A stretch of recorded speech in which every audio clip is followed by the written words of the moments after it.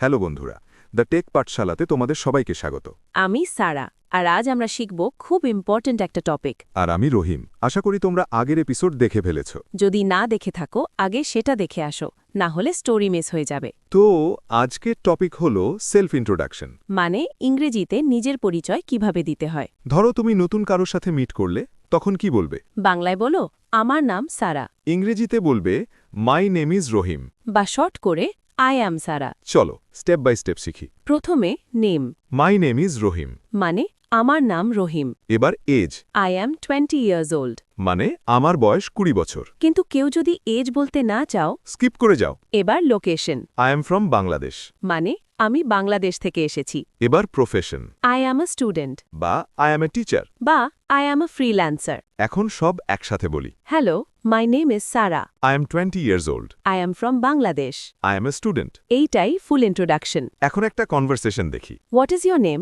My name is Rahim. Where are you from? I am from Bangladesh. What do you do? I am a student. এখন একটা funny mistake দেখি। অনেকেই বলে my self Rahim.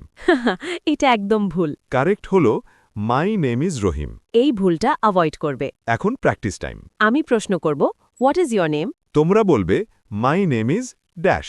Ready? What is your name? Pause. Great. আরেকটা practice করি। I am from dash. তোমার country বা city বলো। নাইস। এখন স্পিকিং প্র্যাকটিস। সবাই বলো hello, my name is dash. I am from dash. জোরে বলো।